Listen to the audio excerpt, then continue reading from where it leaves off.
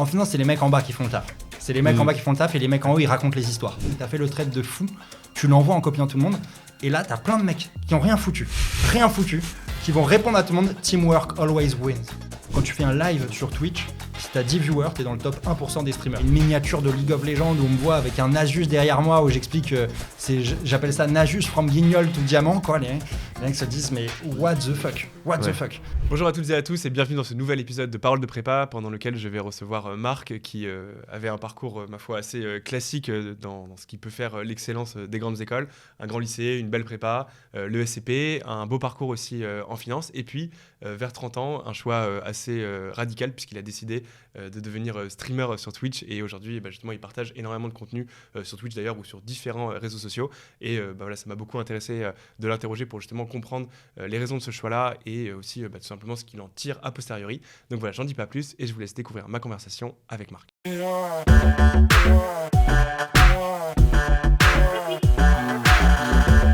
Salut Marc. Salut Dimitri. Ou devrais-je Jocaris plutôt, parce que je crois que c'est ton nom sur Twitch notamment. C'est le nom sur lequel j'essaye de me faire connaître. C'est ça, exactement, dans l'occasion d'en parler. Écoute, je suis très content de te recevoir parce que je pense que de tous les paroles de prépa que j'ai fait, bon, je dis ça comme si j'en avais fait des dizaines, je crois que tu vas être à peu près le 10e numéro justement, donc okay. Le 10e épisode.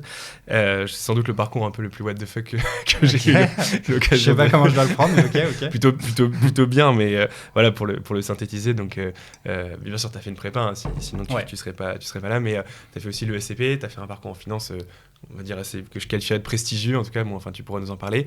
Et là, tu fais totalement autre chose, puisque aujourd'hui, tu es streamer Twitch, de jeux vidéo de manière générale, notamment sur LoL. Et puis par ailleurs, tu donnes aussi encore un peu des conseils en finance, mais enfin, on aura l'occasion d'y revenir.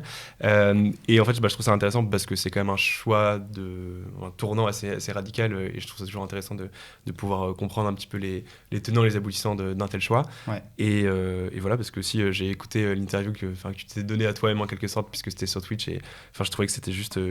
il y avait des passages qui étaient vraiment très très drôles, donc je pense qu'il y aura matière un peu à se taper des barres au cours de cet épisode-là.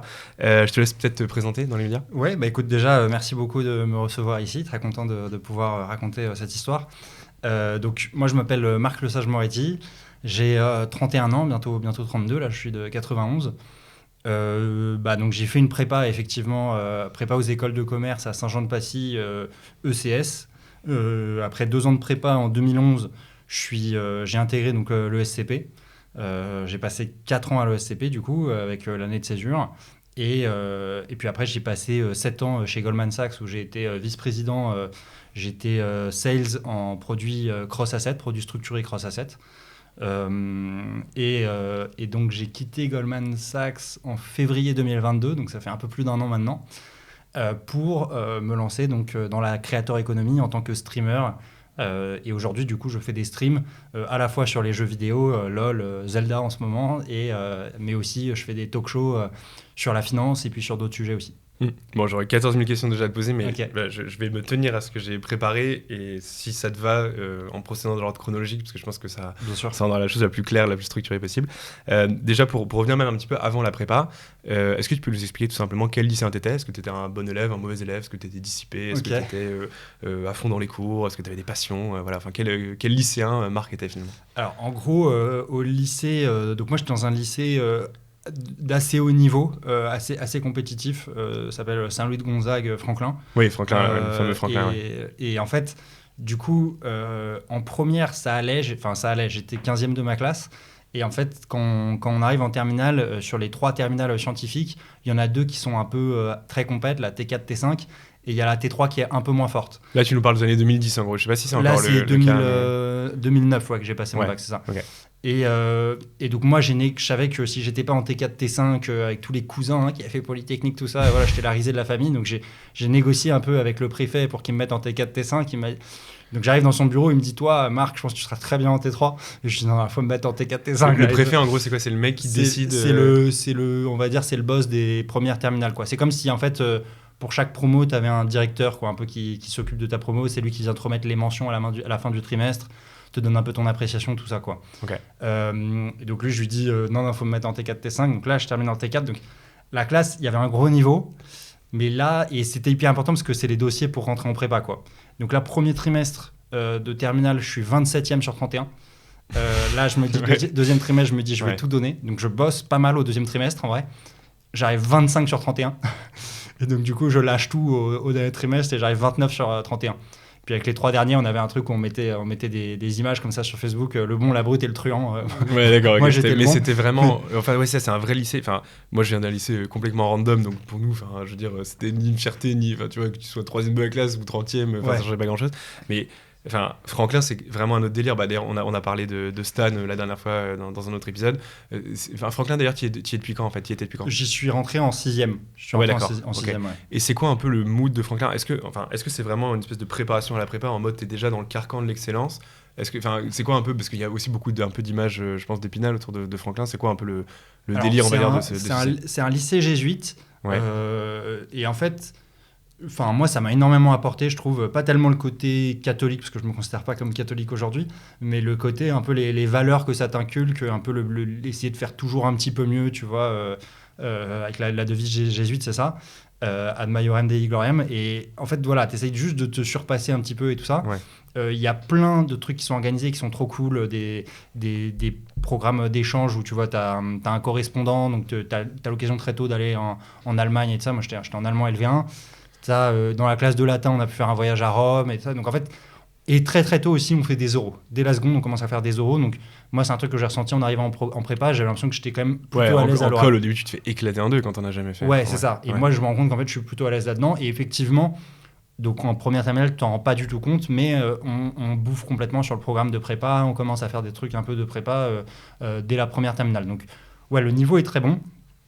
Voilà, le petit bémol, c'est que, et c'est pour ça que Franklin s'est assez mal raté dans les classements de lycée, c'est qu'en fait, on te dit qu'à Franklin, comme c'est jésuite, t'es pas viré, mais t'es réorienté vers un établissement plus approprié à ton niveau de scolarité. D'accord, oui. Mais en gros, voilà, ceux qui sont pas assez bons partent, et du coup, voilà, très vite, c'est qu'avec des gars qui sont très très bons, ouais.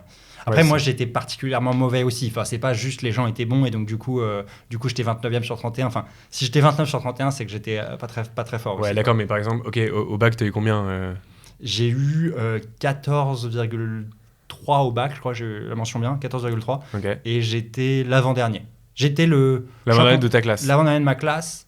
Et le dernier a eu 14,01. Enfin, on a tous eu bien, okay. quoi. Donc, c'est-à-dire que 100% de ta classe a mention bien. Ouais, 100%, ouais, voilà. Non, mais c'est un bon niveau. Mais bon, voilà, si je suis 29 sur 31, a priori, c'est que je suis pas non plus très fort, quoi. Ouais, c'est ça. Non, mais bien sûr. Mais c'est vrai que là, je me rends compte parce que du coup, c'est ça qui est ouf, c'est que dans ces podcasts-là, je reçois aussi bien des gens qui ont fait du coup des top, même pas prépa, mais des top lycées, parce qu'en fait, c'est terrible à dire, mais il y a des top lycées et des pas top lycées. Hein, c'est une réalité factuelle. Et tu vois, t'as des mecs, le gars qui est passé juste avant toi, il vient justement d'un tout petit lycée. Et enfin, pour lui, déjà, t'avais mention bien au bac, t'étais genre, les gens ils te regardaient en mode, ouais, trop stylé, quoi. Enfin, même pas trop stylé, mais juste, ouais, c'est un intello, quoi, tu vois. Ouais. C'est quand même fou de se dire qu'il y a une telle différence de réalité. Et surtout, du coup, le bac n'est pas un enjeu, en fait, c'est ça. C'est que vous préparez pas le bac. Oui, non, on prépare pas le bac. Et juste un autre élément qui me vient en tête pour répondre à ta question sur mon niveau à Franklin. Ma petite sœur, elle donne des cours de maths à pas mal d'élèves, et notamment un élève, je crois, qui est en première et tout ça, et qui, je crois, est à Franklin. Et il est genre 15-20e de sa classe, et il est un peu désespéré. Je dis, mais est-ce qu'en étant 15-20e, je vais pouvoir faire des choses après dans ma vie? Et donc, du coup, ma sœur, elle cherchait ses bulletins, elle les a pas trouvés. Elle a demandé à mon père, t'as pas des bulletins à moi et ça pour lui montrer, pour le rassurer. Bon, elle a pas trouvé, mais ils ont tombé sur mes bulletins. Donc, elle a dit, j'ai des bulletins de Marco et ça, elle lui a montré. Et apparemment, ils sont horribles, mes bulletins, quoi. Tu vois, ça, c'est vice-président Goldman Sachs. Avec des bulletins comme ça, c'est bon, tu vois, tu peux y aller. Et donc là, apparemment, ça l'a grave rassuré, le gars, quoi. Ouais, mais c'est quand même dingue. Mais bon, enfin, ça, c'est cette exposition en fait à l'ambition et enfin, tout est relatif. Surtout quand tu as 18 ans, tu as forcément une vision du monde qui est assez étriquée, tu vois. Donc, ton petit lycée, c'est l'entièreté de la life, quoi, tu vois. Ouais, c'est clair. Ok, je comprends. Donc, du coup, le bac, et en fait, donc, du coup, la question de la prépa pour toi, enfin, je veux dire, c'était une évidence, quoi. À la limite, tu demandais si tu allais faire médecine ou prépa ou machin. Enfin, comment tu t'es décidé à faire une prépa? Ouais, c'est vrai. Enfin, on était vraiment dans cette voie-là. C'était soit médecine, et comme ça, t'échappes à la prépa.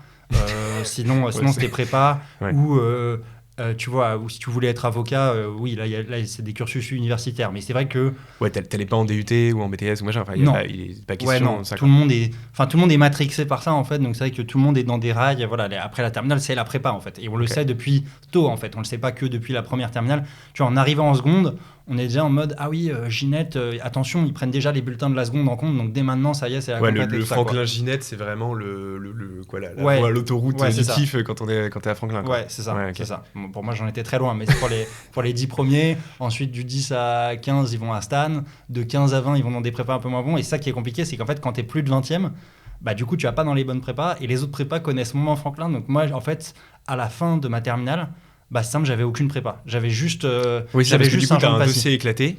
Juste, t'es à Franklin, mais quand les petites prépas à toute proportion gardée, les moyennes prépas connaissent pas Franklin, en fait, t'as juste un dossier éclaté, quoi. Exactement. Donc moi, tous les prépas, tous les Janson, les machins, Ginette et Stan, bien sûr, ils m'ont dit non. Je sais même pas si j'ai proposé mon dossier, tellement j'étais nul. Et ensuite, Saint-Jean-de-Passy, j'étais sur liste d'attente, tu vois. Et ensuite, j'étais refusé à tout. Je crois que t'avais le droit que à mettre 6 choix, et j'avais fait des trucs un peu ambitieux. Alors ça a changé, je sais pas si tu sais, maintenant c'est prépa ECG et c'est plus ECS, ECV, mais enfin juste pour synthétiser en 2 secondes. En gros, donc nous, à notre époque, parce que moi j'étais pareil comme toi, on faisait bac S, on allait en ECS, on faisait bac ES, on allait en ECE. Et en fait, comme maintenant il n'y a plus de série S et ES, en gros il y a une seule prépa ECG, G pour général. Et en fait, tu fais ce que tu veux entre maths, ce qui s'appelle maintenant approfondi ou appliqué, et ESH ou géopolitique. Parce que toi, du coup, t'as fait géopo, si je comprends bien. J'ai fait maths, j'ai fait ECS, non, mais t'as fait ECS, donc t'as fait géopo et t'avais géopolitique comme comme matière. Voilà, c'est ça. Ok. Bon, là, juste pour remettre dans le contexte. Ça s'appelait même pas géopo à mon époque, ça s'appelait histoire géo, quoi. Ouais, voilà, c'est ça. HGGMC, histoire géopolitique, monde contemporain. Bon, enfin, peu importe, bref, mais on parle de la même chose. Mais voilà, donc je suis en liste d'attente en prépa Saint-Jean-de-Passy, j'ai rien d'autre, en fait. Donc là, mes parents me disent bon, bah, il reste plus que Sciences Po. donc je me dis ok, bah, je prépare Sciences Po. Bon, Sciences Po, c'était une prépa pendant les vacances d'été de 2 mois. Voilà, moi, c'est à la fin de la terminale, c'est le dernier moment où je pouvais kiffer un peu, avoir mes potes et tout ça. Donc, j'ai fait la prépa sans aller en prépa, en fait. Donc, je faisais des espèces de trucs à distance où j'envoyais des copies. J'avais un mail où j'avais la copie corrigée après. Mais je ne l'ai pas trop préparé. Et en fait, la date limite des inscriptions pour Sciences Po, c'était genre le 5 juillet. Donc, je m'inscris. Mais à l'époque, c'était un concours, on est d'accord ? Ouais, c'est un concours à la fin des vacances d'été, en gros. Oui, c'est vrai, j'ai pas précisé ça. C'est un concours à la fin des vacances d'été, en septembre. Et tu avais des prépas, soit des gens qui préparaient sur toute l'année, soit des gens qui font une prépa intensive sur 2 mois. Ouais. Donc moi, je m'inscris à Sciences Po. Ensuite, je voulais faire un truc caritatif absolument à ce moment-là. Avec un pote, on voulait retaper une école en Afrique et tout ça. Bon, on n'a pas trouvé finalement. On s'est retrouvé à Garges-les-Gonesse, dans une cité, pour s'occuper de gamins de genre 13-14 ans qui n'ont pas de vacances et leur faire découvrir un peu Paris. Enfin, qui ne peuvent pas partir en vacances, qui ne peuvent pas se payer des vacances. Et là, du coup, c'était organisé par des sœurs, et donc une sœur Xavier, donc une sœur de l'ordre de Saint-François-Xavier, du coup, je l'aide pendant toute la semaine, et à la fin, elle me dit, bon, tu fais quoi l'année prochaine ? Je lui dis, j'ai pas de prépa. Elle me dit, ah, mais t'es en liste d'attente Saint-Jean-de-Passy, je connais le directeur, donc elle appelle le directeur, donc je suis pris à ce truc-là. Ok, donc parce que t'as aidé des gamins de Garches-les-Gonesse, t'es en prépa à Saint-Jean-de-Passy. Ouais, c'est ça, gros coup de chance. J'avais pas du tout calculé le lien, c'était un coup de bière à 5 bandes, tu vois, j'avais pas calculé ça. Ok, d'accord. Mais voilà, et donc je me retrouve pris à Saint-Jean-de-Passy, et comme je suis pris à Saint-Jean-de-Passy, mais que j'avais quand même, mes parents avaient payé pour Sciences Po, je me dis, bon, je vais quand même passer Sciences Po, mais bon, j'ai pas trop bossé le truc en vrai pendant les vacances d'été. J'avais d'autres, parce que tu savais, t'avais ta prépa, et voilà quoi. Ça m'intéressait plus de faire prépa que Sciences Po, quoi. Ok, donc let's go Saint-Jean-de-Passy. Donc Saint-Jean-de-Passy. C'était quoi à l'époque ? Je me rends pas compte si ça a changé, c'est une prépa moyenne plus maintenant. Ouais. Enfin, je sais pas, je sais pas, ça doit être top 10 des prépas, un truc comme ça. Ouais, peut-être. Enfin, ouais, dans ces eaux-là, quoi. Dans ces eaux-là. Peut-être un peu. C'était pas top tier, en tout cas. C'est pas top tier. Ok, d'accord.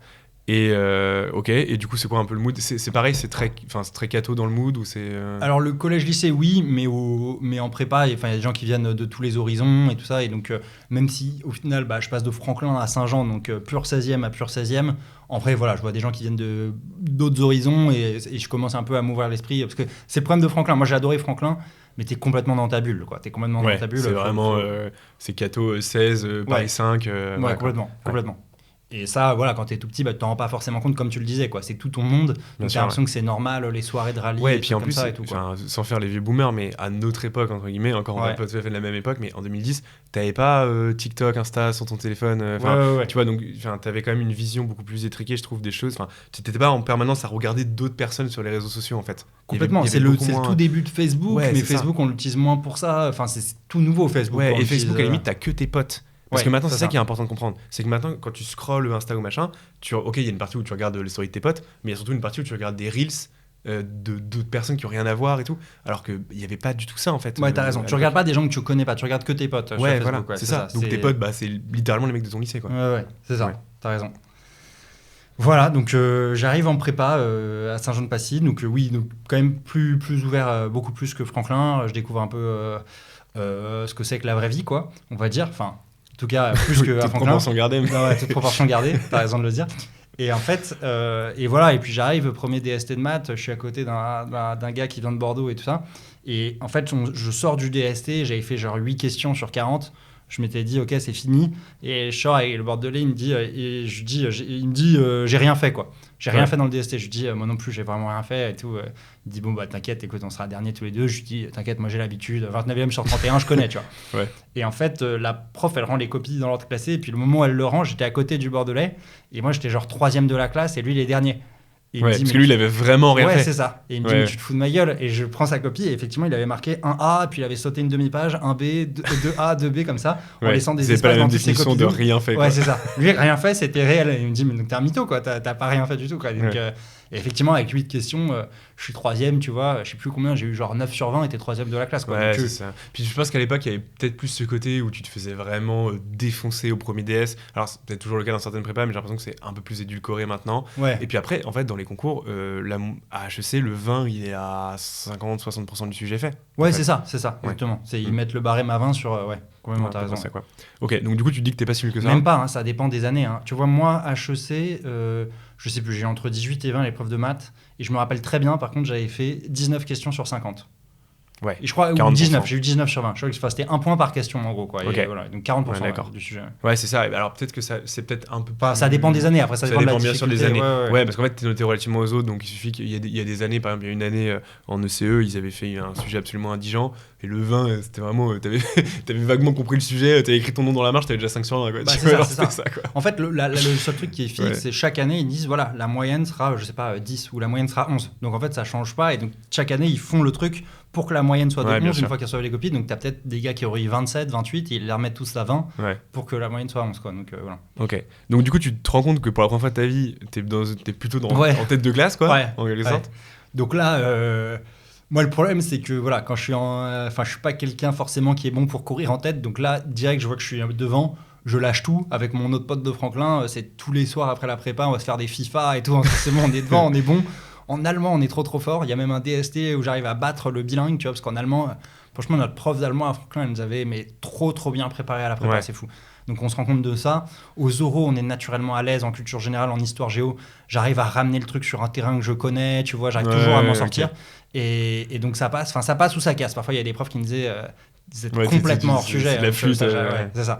Okay. Mais donc la première année, plutôt, je me repose un peu sur mes lauriers. Et du coup, en fait, assez vite, tu te fais rattraper en fait, par des gars qui viennent de lycée beaucoup moins bons, mais qui bossent. Et en fait, avec le boulot, très vite, ils te rattrapent. Ouais. Et donc, en fin de première année, je suis plutôt rattrapé par pas mal de personnes, quoi. Je suis plus. C'était le ventre mou, quoi.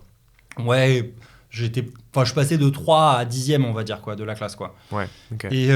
Et en fait, en deuxième année de prépa, je sais pas, je me découvre une passion pour les maths. Je me mets à adorer les maths.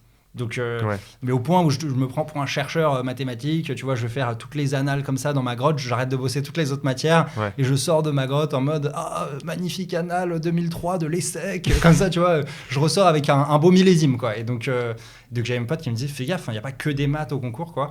Et donc heureusement, j'ai eu entre 18 et 20 à toutes mes épreuves. Et il y a des gros coefficients. En fait, et donc j'ai réussi à passer comme ça. L'école est prestigieuse et plus le coefficient maths est important. Ouais. En gros, t'aurais eu, si c'était coef école top 15, tu serais fait démonter. Ouais. Mais les parisiennes, en fait, un tiers des coefs à l'écrit et à l'oral, c'est des maths. Hein. Ouais. Et c'est pour ça que du coup, moi, j'ai eu très peu d'écoles. En fait, c'est parce que du coup, je me suis un peu foiré sur mes concours et donc j'ai raté de très peu HEC. J'ai eu 399 sur 400. Enfin, la barre était à 400. J'ai eu 399 sur 600. Donc du coup, je rate l'admissibilité à HEC. J'étais le premier au calé d'HEC et j'ai pas eu les secs. J'ai le SCP, je suis dans les derniers admissibles. Ouais. J'ai pas eu l'EM. Je crois que j'étais admissible à l'EDEC et je crois que j'ai pas eu Audencia. Enfin, tu vois, j'en ai eu très peu parce que justement, comme j'ai raté de peu les autres et que dans les épreuves qui étaient non mathématiques, j'avais des moins bonnes notes. Ouais, tu t'es fait un peu défoncer. Ouais. Mais t'avais déjà un côté un peu geek entre guillemets. Et du coup, tu t'es dit, les maths, en fait, c'est un peu le prolongement académique de mon côté geek. Ouais, c'est ça. Je geekais déjà un peu. À ce moment-là, si je suis honnête, en prépa, mon rêve, c'est de me dire, quand j'arrive en école, je vais pouvoir rejouer aux jeux vidéo, quoi. Ok. Je vais pouvoir m'y remettre, je vais pouvoir farmer les trucs que j'ai pas eu le temps de farmer, faire le donjon de machin et tout, Et quoi. tu butais à quoi à l'époque? Tu jouais à quoi? Moi, c'était Guild Wars, mon grand jeu à l'époque. Ok. Guild Wars 1, c'est un jeu un peu comme WoW, quoi, comme World of Warcraft, mais en gratuit. Ok. Et voilà, c'est un jeu de Donc, niche c'était- un peu, mais j'aimais bien. Ouais, c'était un peu le délire. Et c'était comment, juste une petite question un peu subsidiaire, la prépa dans les années 2010, tu vois, enfin, Ouais. ce qu'on disait, en fait, à l'époque, on n'avait pas internet sur nos téléphones, on n'avait pas d'ordi en cours, je pense pas. Non. Ouais, c'est ça, alors que maintenant, tu regardes une salle de classe en prépa, tout le monde peut y aller sur son Ouais, ordi, ouais, tu ouais. vois. C'était, enfin, je sais pas, le mood un peu général, qu'est-ce que, je sais pas si tu Ouais. connais, en fait, la prépa, c'est vrai que c'est difficile comme question parce que tu connais pas la prépa de d'aujourd'hui, 2020, mais pas la prépa de 2010, tu vois, des trucs un peu marquants, peut-être qui te paraissent un peu surannés aujourd'hui, tu vois. Je sais pas, je me souviens qu'en culture G, il y a des mecs comme moi qui rage quit un peu le cours et qui sont là avec leur boule caisse et qui se font des exos de maths. Donc quand le prof passe dans les rangs et qu'il voit un mec en boule caisse, tu vois, qui l'a même pas vu arriver comme ça, il pétait un câble. Je me souviens qu'en histoire géo, t'avais des gars, c'était hallucinant le nombre de dates qu'ils avaient, tu vois, genre... Enfin, tu vois, un mec qui est un peu en train de dormir, tu vois, il fait Marignan 1515, enfin, tu vois, il t'envoie une date comme ça direct. Ouais, T'avais des gars qui apprenaient des datas dans tous les sens. T'avais comme moi un peu les passionnés de maths, t'avais plus les littéraires. Enfin, voilà, chacun avait un peu son truc. L'ambiance, elle est hyper cool, hein, honnêtement. Moi, enfin, ça surprend les gens dans des vidéos. Je dis que j'ai plus kiffé la prépa que l'école, moi, en fait. Genre, en fait, cette ambiance où on est deux classes de 30, nous, on était, voilà, 60, c'est à taille humaine, on se connaît tous. On est tous dans la même galère, il y a un concours qui est full random, parce qu'on va se dire c'est full random le concours, on te teste sur 0,5% de toutes tes connaissances, donc, et tu as forcément fait des impasses et tout ça, donc il y a un concours qui est full random à la fin de l'année, on a accepté ce jeu-là, et voilà, on est tous dans le même bateau, on allait se faire des révisions ensemble, on partait à 10 potes, on bossait tous ensemble toute la journée, enfin, j'ai adoré ça, et personne s'inventait une vie, je trouve, comme en école, quoi. Personne s'inventait une vie, il n'y avait pas de... Je sais pas, on est tous sur un pied d'égalité, j'ai adoré, ouais. Et t'es hyper challengé intellectuellement. Et tu crois qu'il y a un Graal au bout qui est l'école de commerce. Et est-ce qu'il y avait un côté un peu féodal en mode ouais, le major de la classe il est trop stylé, le minor c'est le bolos du siècle, enfin tu vois, alors c'est vrai que tout le monde était s'inverse. pote avec tout le monde. C'est vrai que ça s'inverse, mais ça moi franchement c'était déjà comme ça. Je dirais que à partir de la troisième ça s'inverse. Avant la troisième, le cool kid c'est le mec qui a des mauvaises notes. Ouais, c'est ça. Et après la troisième, ouais. c'est l'inverse quoi. Ouais, c'est bon, ça. Bref, moi j'ai jamais été le cool kid, malheureusement. Mais ouais. Ouais, d'accord. Mais l'ambiance était quand même. Enfin, tu sentais que l'ambiance était quand même bienveillante malgré tout. Complètement, ouais. Ouais, complètement. Ok. Non, c'était cool, ouais. Franchement, c'était cool. On s'entraidait, on se partageait des fiches, on se répondait aux trucs qu'on n'avait pas compris en maths. Je trouvais que c'était cool. C'était pas. Il n'y avait pas du tout un mindset de tu vas prendre ma place au concours, tu vois. On est 60, c'est rien, une prépa de 60. Voilà, si on s'entraide, on a tout intérêt à s'aider et à prendre la place des autres parce qu'on s'est bien entraidé, quoi. Ouais, d'accord. Mais ça, pour le coup, tu vois, quand je pose cette question-là, quelle que soit la prépa, petite prépa, grosse prépa, en vrai, c'est quand même toujours la réponse que font les gens.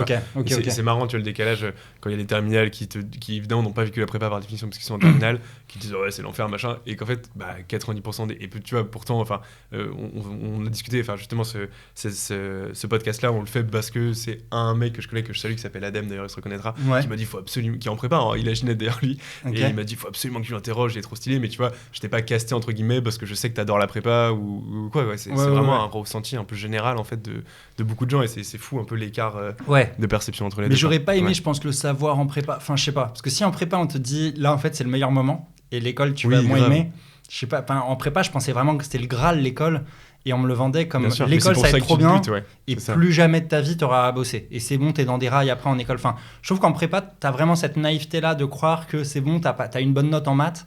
Elle va te suivre toute ta vie parce que tu as une bonne note en maths à 19 ans, tu n'auras plus à bosser, tu vas faire des grave, ça y est, ta vie elle est toute tracée, ouais. C'est un peu l'Eldorado, mais tu sais même pas trop pourquoi tu bosses, c'est même pas trop ce qu'on fout dans une école. T'as vaguement compris qu'il y avait un B2E et un Way, et c'est ça. Et le reste, on sait rien. T'as compris qu'il y avait des grosses soirées et que tu pouvais sécher les cours, mais voilà, à part ça, tu sais pas. C'est ça, mais t'es tellement focus sur ton truc. C'est marrant, effectivement. Mais je suis d'accord avec toi, ça pour le coup, ça n'a pas changé.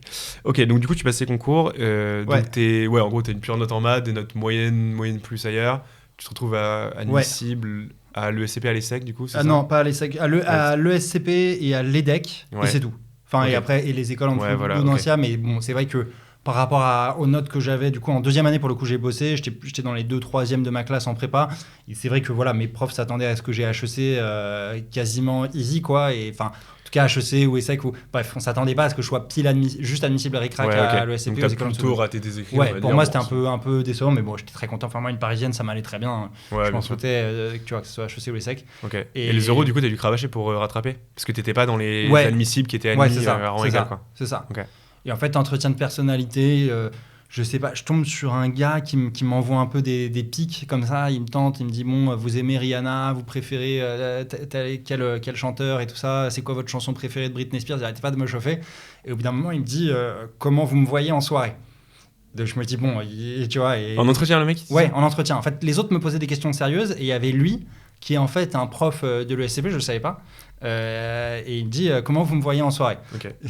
Et le gars, au bout d'un moment, donc moi je craque et je lui dis pour moi vous êtes le chef de la fête, prenez un tutu rose, vous le mettez sur la tête et vous montez sur la table. Genre, j'ai tenté un truc comme ça, mais parce qu'il m'avait chauffé plusieurs fois, quoi. Et finalement j'ai eu 17 à l'entretien de personnalité, mais c'était risqué, je pense, tu vois, parce que mais je pense que ça existe plus trop ces trucs là en vrai. Okay. Parce que, en fait le truc c'est que tu sais pas, le mec tu le connais ni d'Eve ni d'Adam, ouais. Et en 10 minutes tu dois dire ok, est-ce que ce mec là, cette blague là va passer ou est-ce qu'il va être absolument outré, tu vois. Et en fait tu te dis attends, j'ai bossé pendant 2 ans, mon admission à l'ESCP qui est une des meilleures écoles de France se joue sur est-ce qu'un mec va rigoler à ma blague sur le tutu et il monte sur la table, c'est clair, c'était risqué, j'aurais pas dû répondre ça, mais c'est un délire, tu vois. Mais maintenant aujourd'hui, j'ai l'impression quand même, on essaie d'être beaucoup moins piégeux avec les candidats et de vraiment savoir ce qu'ils ont envie de raconter, mais ça se joue pas sur vendez-moi ce stylo ou tu vois une connerie comme ça qu'on entendait beaucoup, je trouve, il y a 10 ans, tu vois. Enfin, pour le coup, quoi. Ok, donc du coup, t'as 17, du coup, 17, j'ai 17 gagné, et en maths, grosse déception, j'ai que 15 à l'oral parce que j'explique aux profs que le programme de maths est mal fait parce que il y a 2 hypothèses différentes pour la formule des probas totales en fonction des systèmes complets d'événements. Et bref, je leur explique que le programme est mal foutu. Et je sais pas pourquoi j'ai pété un câble. Enfin bref, c'est pour te dire à quel point j'étais en mode chercheur de maths, voilà. Et alors qu'en soi, j'ai vraiment répondu à tout dans le truc et mon 15, voilà, petite déception, mais c'est pas grave. Okay. Et voilà. Et puis après sur les autres épreuves, je sais pas. En anglais, j'étais une chèvre, je me rappelle. Mais ça a dû passer. J'ai dû avoir 10 à l'oral, un truc comme ça, voilà. Ok. Et voilà.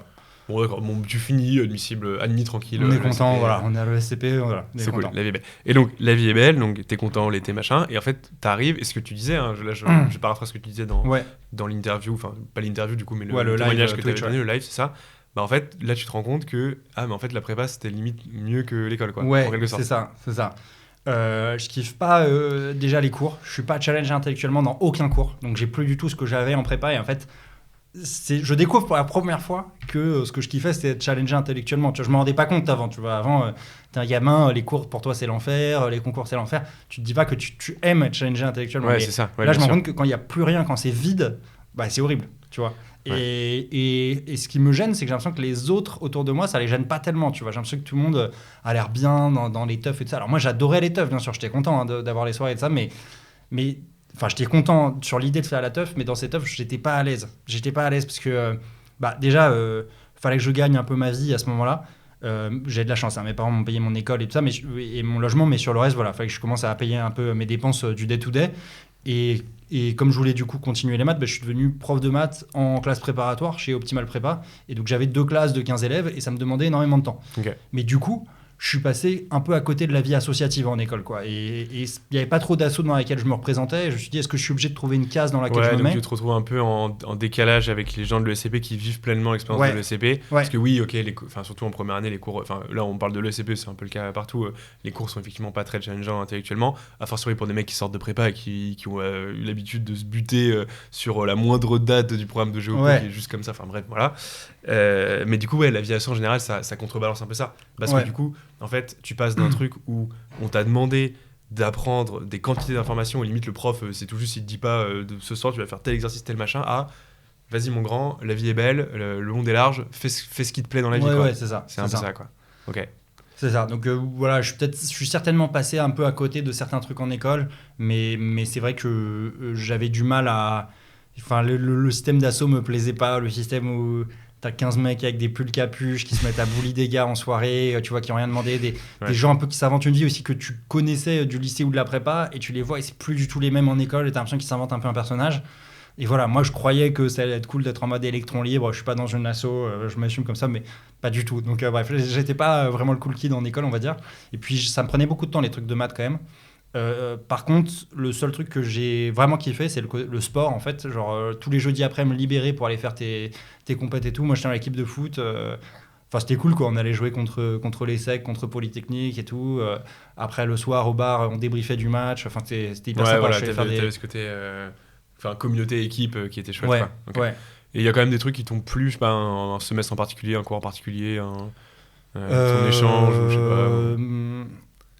je sais pas. Donc ma première année et demie, je l'ai fait à Paris. Mon deuxième semestre de deuxième année, je le fais à Londres. Londres, c'était un peu plus cool que Paris dans le sens où j'ai pu voir d'autres choses. J'avais une coloc, on était 3 et tout ça à Londres, c'était sympa.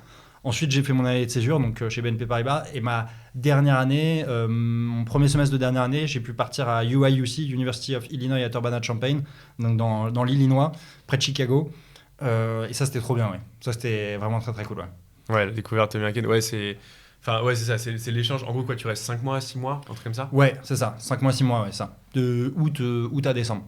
Ok, et donc c'était un peu la fin en gros de ton cursus, quoi. C'était la fin de mon cursus, il me restait l'option finance de marché qui est à l'ESCP, comme il y a très peu de gens qui la font, parce qu'en fait il y a très peu de cours avant qui t'éduquent à ça, donc finalement les gens sont un peu dans des rails et très peu de gens le font. Je crois qu'on était 15 dans l'option finance de marché à mon époque. D'ailleurs, petite digression, mais en école c'est marrant, et un petit message pour les gens qui nous regardent, à quel point il y a des modes en fait, je trouve, tu vois. Par exemple, moi, donc, j'ai fait l'ESCP entre 2011 et 2015. 2011, c'est la crise de la dette souveraine des États souverains. Donc,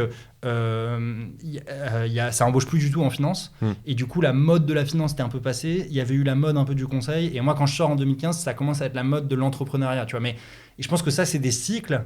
Et il ne faut pas se laisser embarquer par ça. Parce que tu vois, si tu choisis une voie pour les 40 prochaines années, parce que c'est ça la doit mode. pas Après, être fonction tu peux changer. Le temps est la preuve vivante. Oui, bien sûr. Ouais, mais c'est ça. C'est quand même. Mais même sur les trucs un peu après. prestigieux, je trouve, des parisiennes, tu vois, il y a quelques années, le truc stylé, c'était de faire de l'audit. Tu vois, encore un peu plus vieux que nous. Ouais. Alors en mode, t'avais fait HEC, tu faisais de l'audit à la fin. Ouais. Alors que maintenant, l'audit, c'est plutôt les écoles après le top 3 qui trustent, on va dire, les places en audit. Et eux, ils préfèrent, entre guillemets, faire du M&A, enfin de la fusion-acquisition, ou du conseil en strat. En gros, c'est ça un peu aujourd'hui la hype HEC, qui est peut-être d'ailleurs en train de se déliter un petit peu, parce que tu te demandes, il y a les questions de sens qui est quand même de plus en plus prégnantes, et puis il y a le côté, est-ce que j'ai vraiment envie de bosser 80 heures semaine, de finir à 2h du mat et de bouffer des libéraux tous les week-ends. C'est ça la hype en ce moment, quoi. c'est conseil en strat Fusac, tu dirais, dans les écoles. C'est même peut-être un peu sur la descendante, mais en tout cas, tu vois, ceux qui étaient à l'école HEC, tu vois, en 2016, 2017, 2018, 2019, 2020, le nec plus ultra, c'était JP Morgan en M&A et BCG ou McKinsey en conseil en strat, quoi. Quand tu sortais de là. Enfin, c'est toujours plus ou moins le cas, mais c'est peut-être un peu en train de se... c'est peut-être un petit peu en train de se perdre, ces trucs-là. Et effectivement, t'as la mode de l'entrepreneuriat aussi qui monte de plus en plus. C'est clair. Enfin bon, du coup, parenthèse dans ta parenthèse, mais ouais, c'était intéressant. Donc du coup, toi, à l'époque, la hype, c'était quoi en fait ? C'était l'entrepreneuriat. Et il n'y avait pas du tout de gens... Enfin, c'était très petit, la finance de marché. Et c'est pour ça que du coup, comme c'était très petit, ils avaient des cours que sur un semestre. C'était mon deuxième semestre de deuxième année. Et du coup, le premier semestre, j'ai pu aller aux États-Unis, découvrir la vie de campus américaine, tu vois, les énormes facilities pour le sport, enfin plein de trucs, quoi. Tous mes cours étaient seulement le matin, donc tous les après-midi, on faisait du sport. Enfin, au début, quoi. Après, j'ai eu ma période sombre League of Legends quand le climat continental est arrivé. Mais parce qu'en fait, à Chicago, tu perds vers fin octobre, on est passé de plus 20 degrés à moins 10 en 10 jours. En 10 jours, on a perdu 30 degrés. Et donc là, mon coloc qui jouait à LoL m'a dit, écoute, va falloir... Il fait froid, on est bien à la maison. Et en plus, avant, on s'était menti de fou en mode, moi, j'étais capitaine de l'équipe internationale, enfin des étrangers de foot européen, quoi. Et lui, il était à fond investi dans le rugby, donc on était un peu en train de se mentir en mode on est sportif et tout ça. Et puis voilà, notre vraie âme de geek s'est réveillée quand il s'est mis à faire moins 10 degrés, quoi. Ok, d'accord. Bon, du coup, on reviendra sur la partie geek parce que c'est bien sûr important. Mais du coup, pourquoi tu choisis d'aller en finance ensuite et qu'est-ce que c'était la réalité des mecs qui sortaient, des mecs ou des meufs d'ailleurs, qui sortaient de finance à cette époque-là? Qu'est-ce qu'ils faisaient comme métier? Comment c'était perçu? Est-ce que c'était dur, pas dur? Panorama un peu général.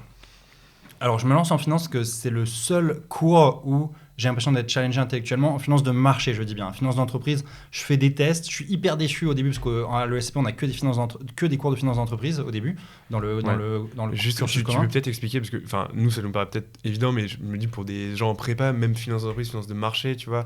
Et même finance de marché, c'est un peu galvaudé aujourd'hui, c'est peut-être plus. Finance de marché, c'était dans une salle de marché, tu fais des trades toute la journée, c'est des cycles hyper rapides. Le marché ouvre à 9h et ferme à 17h30. Donc, ça, c'est un peu ce qu'on a, Loup Wall Street, la cloche, machin. C'est ça, exactement. Ouais, ok. C'est des trades, des clients qui sont en train de spéculer, de prendre des positions. Toi, tu es là avec ton trader à vendre à ton client, t'achètes, tu vends rapidement et tout ça, et sur des produits qui sont plus ou moins complexes. Là où la finance d'entreprise, c'est des cycles beaucoup plus lents et beaucoup plus longs. Tu vois, qui peuvent être sur 6-9 mois, fusion-acquisition, en fait c'est du conseil en fusion-acquisition, tu fais du conseil pour des boîtes qui font de la fusion-acquisition. Oui, ça c'est deux boîtes en fait qui veulent fusionner, et donc tu mets en place les process, et notamment financiers, pour que ça fonctionne bien. C'est ça. Okay. Private equity, moi ce que j'avais fait, c'est t'investis dans des boîtes qu'on appelle le private, c'est ça la différence du public. C'est private, c'est en fait n'importe qui ne peut pas rentrer au capital de ta boîte. C'est les non-cotés tout simplement. Ouais, c'est les boîtes non-cotées. Exactement. C'est les boîtes qui sont pas à la bourse, comme la bourse de Paris, la bourse de New York. Exactement. Ouais. C'est du non-coté, il y a un pacte d'actionnaires et n'importe qui peut pas rentrer comme ça au capital. Voilà, donc tout ça c'est un peu la finance d'entreprise. Et voilà, moi je vois qu'il y a pas ou très très peu de maths dedans, quoi. Donc ça me stimule pas. Et en fait, je découvre la finance de marché un peu quand je suis à Londres, donc deuxième semestre de deuxième année. Et là, je vois que c'est beaucoup plus stimulant intellectuellement. Et je suis à ce moment-là en coloc avec un gars de Central Paris qui était en double diplôme avec le SCP. Il me montre à quel point ça peut être complexe, la finance de marché. Donc en fait, je me dis, là, à ce moment, je me dis, ok, en fait, la finance, c'est très très complexe.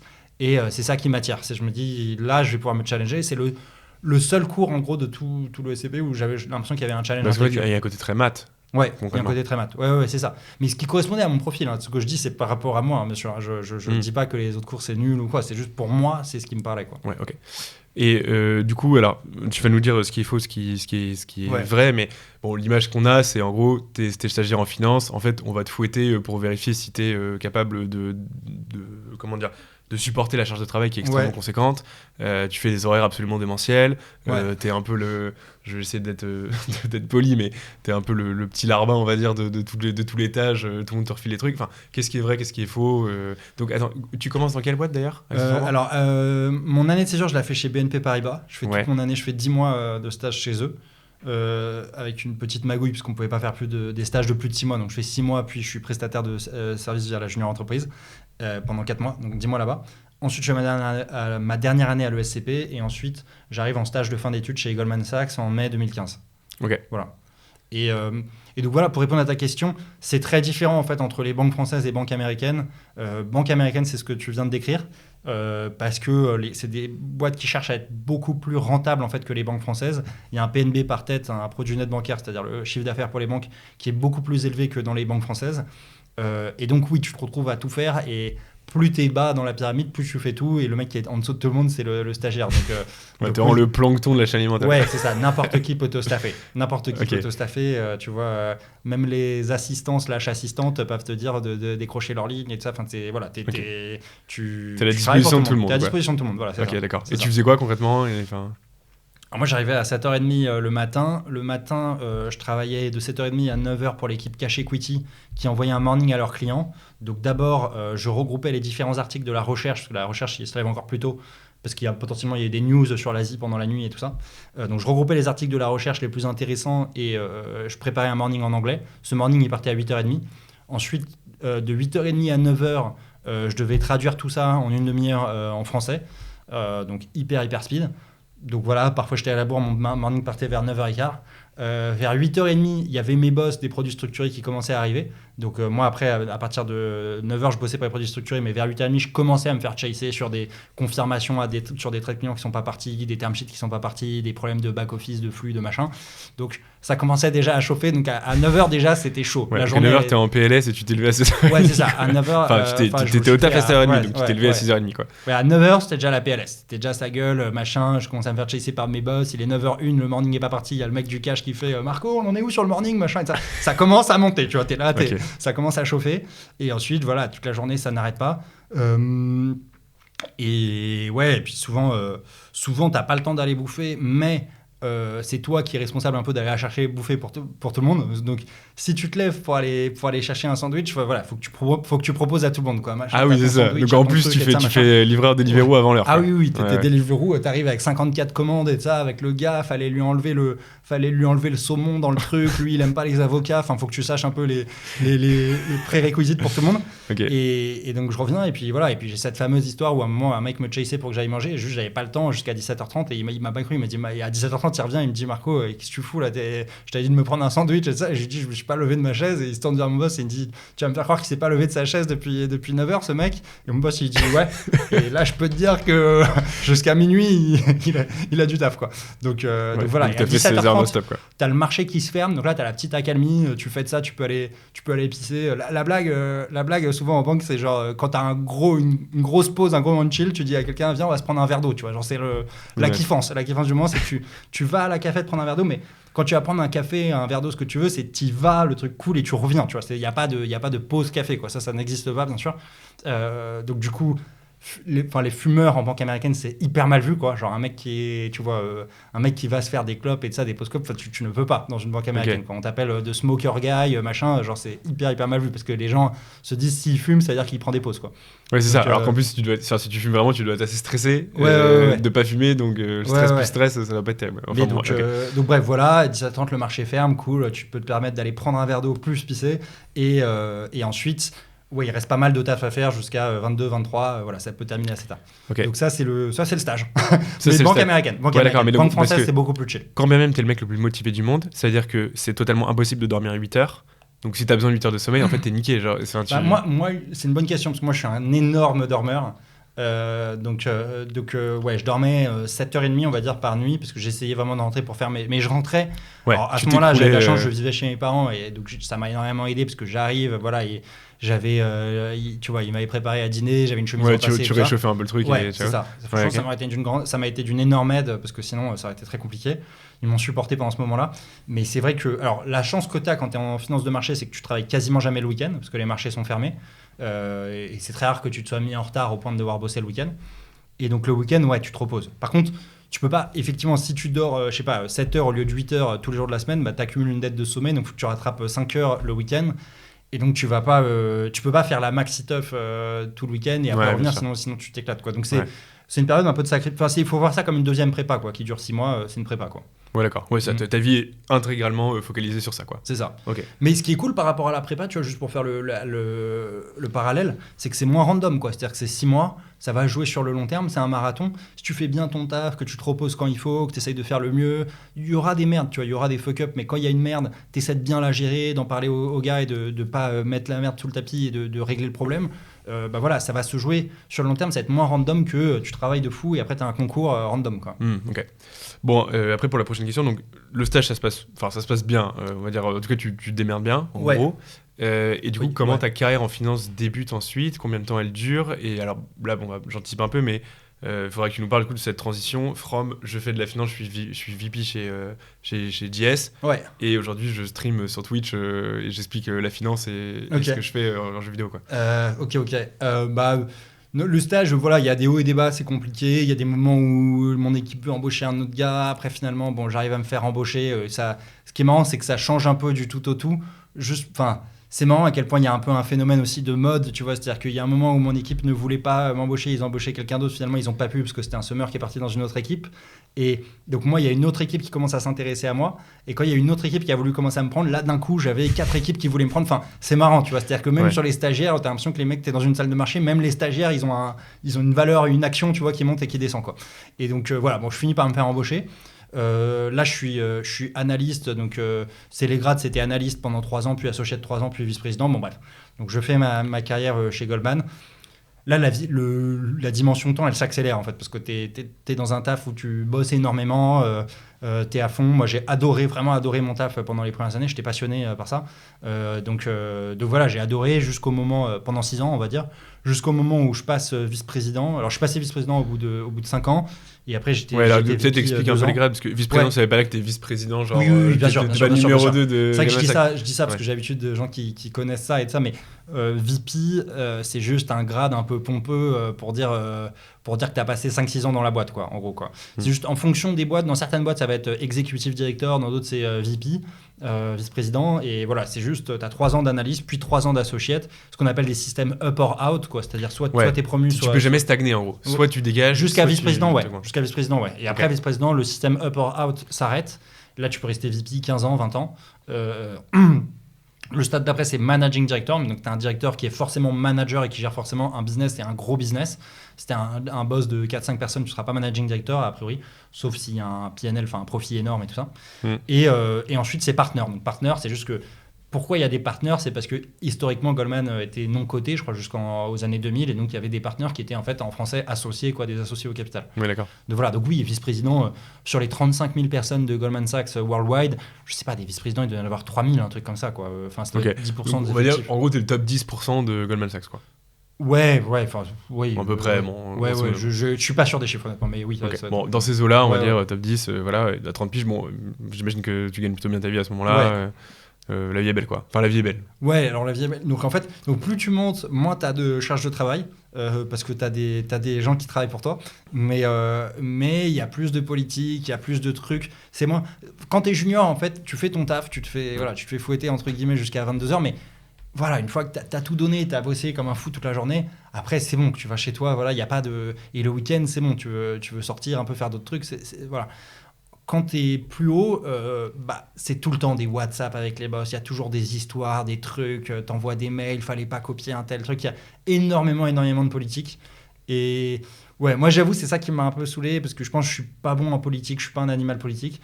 Et voilà, le truc de, on se concentre plus sur faire rentrer des sous dans la boîte, mais on se concentre sur les sous qui sont dans la boîte, comment on se les répartit entre nous, c'est 60% pour toi, 40% pour moi, ça. Moi, ça m'a fait des nœuds au cerveau et j'ai décidé d'arrêter. Mais voilà, c'est moi, en soi, il y a des gens qui continuent leur carrière après, mais moi, c'est l'étape qui m'a un peu saoulé. Moi, j'ai entendu en finance qu'apparemment, l'ordre dans lequel, par exemple, quand tu écris un mail avec pas mal de gens en copie, l'ordre dans lequel tu mets les gens en copie, bien sûr. C'est pas genre le premier dans l'ordre alphabétique ou le premier qui te vient en tête. Non. C'est zéro blague, quoi. Les gens en CC, ils sont classés. Si quelqu'un apparaît en CC plus loin, il va être saoulé. Pourquoi ? Parce que le mail, il arrive au partenaire. Le partenaire, il va pas regarder tous ceux qui sont en CC, il va regarder les premiers. Et il va en déduire, en gros, c'est comme si le premier CC, il a fait 40% du job. Le deuxième, il a fait 30% et ainsi de suite, quoi. Et après, ce qui est marrant, c'est que parfois, quand toi en fait, en finance, c'est les mecs en bas qui font le taf. C'est les mecs en bas qui font le taf et les mecs en haut, ils racontent les histoires. Donc, quand toi, tu as fait un super trade trop bien où tu as vendu le nouvel indice ESG à un client qu'il fallait absolument développer dans un wrapper, dans un format que la boîte cherchait à développer, sur un truc qui recycle le risque du trading, tu as fait le trade de fou, tu l'envoies en copiant tout le monde. Et là, tu as plein de mecs qui n'ont rien foutu, qui vont mettre qui vont répondre à tout le monde, teamwork always wins, comme ça, pour dire genre en mode, c'est une manière de dire qu'eux ils étaient impliqués, là que tu regardes, genre, t'as rien un peu ambigu de dire, ok, je vais pas dire que j'ai fait quelque chose, mais je sous-entends que j'ai foutu quelque chose. Exactement, et le partenaire qui est tout là-haut, qui a no clue de ce qui se passe, il va se dire, ah ouais, putain, donc, bien vu, lui, c'est un bon, lui. Il était impliqué et tout ça, machin. Et comme lui, c'est le gars qui fait ça, il est managing director, il est au-dessus de toi, enfin, tu vois, tu peux pas aller le voir en lui disant, ça veut dire quoi, teamwork always wins, c'est ça. Ça, tu peux pas rager auprès du big boss parce que ton N+1, il s'est un peu gavé sur ton travail, quoi. Et ça, c'est le jeu, quoi. C'est-à-dire que si tu vas voir le gars, CEO d'une bière et ça, tu fais bon, le teamwork always win, comme ça, le mec il va faire, tu l'as kiffé, celui-là, il était pas mal, hein, tu vois, genre il te chauffe dessus. Enfin, pour eux, c'est normal, c'est un jeu, genre c'est le jeu, quoi. Genre ils sont dans cette mentalité-là. Ok, donc ça, en fait, c'est ça qui t'a saoulé, pas la surcharge de travail ou enfin le. Ouais, non, c'est pas la surcharge de travail parce que pour le coup, elle se réduit. Effectivement, comme tu l'as dit, t'es très très bien payé à ce moment-là. Mais ça m'a. En fait, c'est toujours dur de dire est-ce que j'ai quitté la finance ou est-ce que j'ai rejoint la créateur économie, mais tu vois, c'est ça, on va dire, qui est où je me sentais moins à l'aise dans le truc et qu'avant, j'étais vraiment un passionné, tu vois, du métier. Et l'autre truc, c'est que j'avais l'impression, enfin, oui, honnêtement, j'avais l'impression que beaucoup de gens étaient drivés principalement par l'argent. Et que moi, en fait, je me suis rendu compte, mais les gens, mes potes, me disaient, mais t'avais pas compris ça, mais moi, c'était pas du tout ce qui me drivait, en tout cas, tu vois. C'était vraiment le taf intrinsèque. Ouais, c'était le côté geek, et j'étais content, bien sûr, que le taf soit bien payé. J'étais en mode, trop bien, en fait, je peux me faire un truc où de gros geeks, j'adore, énormément d'adrénaline, tu fais des trades toute la journée, hyper challengeant intellectuellement, avec des mecs smart et tout ça. Et en plus, cerise sur le gâteau, le truc est archi bien payé. Donc moi, je voyais le truc comme ça. Mais quand t'arrives avec les mecs, t'as l'impression que tout le monde est drivé en mode pognon, et que du coup les gens pensent, les managements de ça pensent que c'est ça qui va te driver, Ouais, et donc du coup, Bah, le fait qu'il y ait beaucoup d'argent en jeu sclérose un peu le truc, c'est ça qu'en fait que t'expliques. Ouais. En gros, parce que les mecs sont moins matrixés par ok, on va faire un putain de business avec telle personne, c'est plus comment on va se partager le gâteau, quoi. Ouais, en quelque c'est sorte. ça, c'est ça. Ok. Et voilà, moi je me suis senti un peu moins à l'aise là-dedans, mais bon, encore une fois, aucun mépris pour les gens qui sont comme ça, tu vois, qui ont- tu vois, moi il y a des gens, par exemple, j'ai une collègue indienne, elle avait sa famille en Inde, elle leur envoyait de l'oseille à la fin du mois, tous les mois, enfin voilà, il y a des raisons à ça, tu vois, si Ouais, les bien gens sûr. peuvent être aussi... il y en a, il n'y a pas de raison, mais il y en Ouais, il a, y a il le y a des côté raisons. social, il y a le côté social, c'est t'associes une valeur monétaire, pécuniaire, claire, précise à qui t'es comme personne, quoi. Ouais, ouais. Genre, il y a peut-être forcément aussi un peu de ça, j'imagine. Aussi, ouais, il y a de ça aussi, t'as raison. Il y a de Mm. ça aussi, tu vois. Il y a effectivement, voilà, quelles catégories socio-professionnelles t'es. Il y en a, voilà, pour moi, c'était pas important en soirée de dire je suis chez Goldman Sachs, etc. Enfin, c'était pas ça qui me drivait non plus, quoi. C'était vraiment le challenge intellectuel, quoi. Mm. Bien sûr, c'était cool quand t'as l'impression que les gens respectaient Goldman, ou respectaient ton taf ou ce que t'avais fait, mais voilà, c'était pas ça qui me drivait. Ok. Et à côté, pour enchaîner sur la suite, il y a cette créateur économie. Donc, ce que j'appelle moi la créateur économie, c'est l'économie de plateformes YouTube, LinkedIn, Twitch, TikTok et de ça, où il y a des créateurs qui sont indépendants, qui sont pas salariés de la plateforme, qui apportent du contenu et qui font eux-mêmes venir leurs viewers.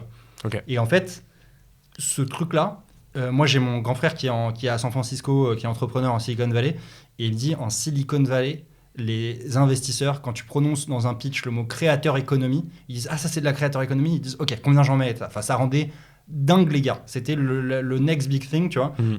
Et c'était souvent les gens le comparaient à la révolution industrielle qui a provoqué Uber et Airbnb quand on s'est rendu compte qu'une plateforme de Ok. matchmaking entre l'offre et la demande ça valait des milliards. Bah ce truc là pareil. Et ça, il parle de quoi, de maintenant ou d'il y a quelques années Non, ou... c'est vrai que c'était une bulle. C'était sur la bulle de 2021, Covid. La créateur économie explose. Toutes les boîtes de tech explosent. Il y a la Oui, il y a boîte, plein de. En fait, c'est ça, il y a une production de contenu qui devient absolument dingue parce qu'en fait, il y a plein de Ouais. gens qui galèrent, qui se disent bah, je vais me lancer sur YouTube, sur Twitch, sur whatever. Mais, T'as ça, t'as le ouais. fait que les gens sont en confinement, ils ont beaucoup plus de temps à passer devant Et la oui. télé pour la production de contenu. Et ça, Forcément. donc t'as une demande qui augmente, du coup l'offre augmente, du coup toutes les boîtes qui gravitent autour de ça augmentent. Et je cite souvent l'exemple de Jelly Smack, la licorne, qui devient une licorne française, donc valorisée au-dessus d'1 milliard. C'est une boîte juste qui aide les streamers à développer leur contenu sur les différentes plateformes. Toutes les boîtes de tech explosent et la guerre se met là-dessus. Enfin, tu vois, Twitch, c'est détenu par Amazon, Google détient YouTube, Facebook, tu vois, lance ses Reels et tout ça. Enfin, c'est la guerre, elle est là, tu vois. Et on parle des plus grosses boîtes du monde, on parle des GAFA qui font une guerre vraiment sur le gaming. Les clubs de e-sport ont des sponsors plus faciles, les vidéos sont vendues plus Ouais, cher. donc Enfin, ça tout se explose. structure autour de cet écosystème. Exactement. En fait. Ouais. Et en fait, en 2021, septembre 2021, il y a le code source de Twitch qui est hacké. Tous les salaires des streamers sortent mondialement. Et donc on voit qu'en France, les plus gros, ils sont au-dessus d'1 million. Alors, eux se défendent de dire bah, c'est pas mon salaire. Tu vois, le plus gros, je crois que c'était Zerator et c'était 1 400 000 euros. Alors il va te dire non, mais c'est pas mon salaire. Tu comprends bien que ça, c'est un revenu. Et derrière, moi, j'ai une boîte de 30 personnes à gérer, j'ai des events à financer. Oui, c'est tout ça. Bah oui, il y a toujours la confusion avec le chiffre d'affaires. Mais ça, c'était quoi? C'est mensuel C'était 1 400 000 sur un an ou sur 2 ans, je sais plus. Ouais. Mais c'était effectivement que des revenus. C'était pas un... Oui, c'est ça. Enfin, et puis c'était des revenus de la s'il a boîte, pardon, mais c'était pas s'il a ses revenus à lui. C'est ça, s'il a des coûts par ailleurs. Bien sûr. En fait, une boîte une boîte qui fait 1,4 million, c'est une toute petite PME complètement random. Ouais, en fait, t'as raison. Alors Ouais. après, il a aussi plein d'autres revenus entre les placements de produits, Voilà, le c'est contenu ça. YouTube et Bon, en tout tout ça. cas, donc il y a plein lui, d'autres ça va, revenus. il était pas emmerdé, quoi. Voilà, lui, il est pas emmerdé, mais c'est juste que je pense que, voilà, oui, effectivement, les gens, il y avait plusieurs lectures. Il y avait ceux qui comprenaient effectivement comment marche une boîte, tout ça, et ceux qui comprenaient qu'il y avait d'autres sources de revenus, mais de manière générale, les gens se disent, ok, il y a quand même de l'argent dans ce business-là, quoi. Et alors, je pense que ça a desservi la créateur économie parce que ça a créé un peu un Eldorado où des jeunes de 16 ans qui comprenaient pas forcément le business model derrière se disaient quoi, je peux jouer à des jeux vidéo et gagner plus d'1 million par an, let's go. Donc, moi, mais ça, c'est un peu le parallèle avec la finance. Moi, quand je suis arrivé en finance, quand j'ai voulu commencer à faire la finance en 2013 à la BNP, on m'a dit dommage, t'arrives trop tard, c'est le pire moment pour faire ça. Tous les headcounts sont frisés, t'arrives trop tard. Créateur économie, c'est pareil. On me dit voilà, t'arrives trop tard. La compétition, elle est horrible. Aujourd'hui, il y a beaucoup trop de créateurs, il y a une suroffre par rapport à la demande. Même si la demande est pas complètement, elle n'est pas redescendue comme elle était au niveau avant Covid, tu vois, l'ère pré-Covid, donc elle s'est un peu maintenue à ce niveau, mais il y a une offre beaucoup plus trop grosse. Ouais. Un chiffre que je cite souvent pour se rendre compte de ça, c'est que quand tu fais un live sur Twitch, si tu as 10 viewers, tu es dans le top 1% des streamers, en moyenne. Après, Ouais, ça c'est dépend de dingue. l'horaire, mais tu vois, tu es dans le top 1% des streamers. Ouais, donc la majorité des streamers sont regardés par personne ou presque personne, quoi. Ouais, t'as plein de streamers voilà, qui, du coup, qui font ça à côté de leur taf et tout ça. Et donc moi, on me demande aussi souvent mais c'est hyper risqué ce que tu as fait, pourquoi tu as fait ça à côté de Goldman? Moi, j'avais une clause d'exclusivité dans mon contrat, et je pense que dans beaucoup de banques ou grosses boîtes de conseil, tu as ça. Mais personne t'aurait reproché de faire des streams sur Twitch, non? Ah, tu peux pas, si. Ah ouais? Ah ouais. Ah ouais, à ce point-là. Ouais, Parce que ouais. bon, ça quand même. Enfin, je veux dire, je pense pas que ton stream sur Twitch va compromettre de quelque manière que ce soit l'activité de Goldman Sachs, tu vois. Ouais, mais tu sais, c'est ce qui fait leur réputation, hein, Goldman. Mais ils sont très durs en business, quoi. Ils sont très durs en business. Ok. Ils voient des milliards de risques de partout, tu vois. Et non, c'est sûr 100% qu'ils m'auraient pas laissé. C'est sûr 100% que j'aurais eu un call de la compliance assez vite en mode c'est quoi ce stream-là? Ouais, d'accord. Mais ce qui est intéressant dans ce que tu dis, c'est que, tu vois, de prime abord, on pourrait se dire, bah, en fait. Enfin, tu vois, moi je connais pas l'histoire. On me raconte juste en trois phrases, c'est un mec qui était VP chez JS et maintenant il est streamer sur Twitch. Je me suis dit, ok, le mec a pété un plomb, il a burn-outé et du coup il est revenu un peu à ses premières amours, mais c'est pas très rationnel. Ouais. Alors que toi, j'ai l'impression qu'en fait, c'était ultra rationnel ton choix. Ah ouais. C'était vraiment ultra rationnel et puis t'es quelqu'un d'assez. Enfin, c'est presque si t'associes le truc à une espérance et tu te dis, ok, mon espérance de bonheur elle est supérieure en faisant ça qu'en faisant JS, quoi. Ouais. Non, c'est complètement rationnel. C'est complètement rationnel et c'est pour ça peut-être que effectivement tu as raison de me dire ça. Aujourd'hui avec ma communauté, bah, du coup j'essaye de monétiser tout simplement parce que voilà, si je veux que ce business il continue, il faut qu'il soit rentable, il faut que je le monétise. Et c'est vrai que du coup je fais des choix où il y a des contenus que je restreins. Par exemple sur Twitch, moi mon business model actuel c'est je fais un live sur Twitch, c'est un talk show finance tous les lundis soirs ou talk show sur d'autres métiers. En fait j'aime bien faire venir des potes à moi qui ont 31-32 ans qui font un retour d'expérience sur leur vie, leur parcours, par rapport aux croyances ou à la naïveté qu'ils avaient quand ils étaient en prépa, en école, et comment ça s'est vraiment passé, les désillusions qu'ils ont eues, ou les bonnes surprises, ce qui était important, ou ce qui finalement n'était pas tant que ça, et tout ça. Et donc j'adore faire ce retour d'expérience, ce talk show-là. Et donc je le fais tous les lundis soirs à 19h, et la rediffusion de mon live est accessible qu'aux abonnés, et je sors la rediffusion accessible à tous sur YouTube le samedi. Et entre les deux, bon, c'est pas moi qui ai inventé ce business model, hein, c'est très classique, hein, mais entre les deux, le mardi, mercredi, jeudi, vendredi, j'envoie des petits teasers de 4-5 minutes, tu vois, sur Twitter, sur TikTok, et de ça, du live.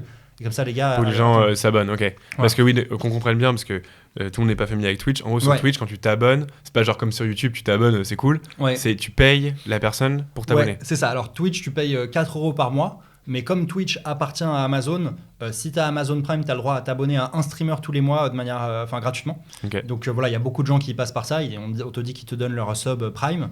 Et effectivement, le fait qu'ils s'abonnent à toi leur donne accès à des petits privilèges. Donc moi, par exemple, sur ma chaîne, c'est le fait de pouvoir voir les replays à tout moment. Mais de manière générale, voilà, c'est... Tu fais ça un peu pour soutenir les mecs, quoi. En mode j'aime ce que tu fais, j'aime ce que tu fais, voilà, ton contenu. Et les gens qui comprennent le business se disent, bah en fait, si je rémunère pas ce gars-là, bah ça va s'arrêter. Et il y en a plein, tu vois, qui arrêtent. Enfin, encore une fois, il y a beaucoup trop de créateurs, donc il y en a plein qui arrêtent, quoi. Après. Ouais, d'accord. Ok, je comprends. Et alors, juste pour revenir un tout petit peu en arrière, quand t'as annoncé, à je sais pas qui, à JS, enfin tous tes collaborateurs, je me barre.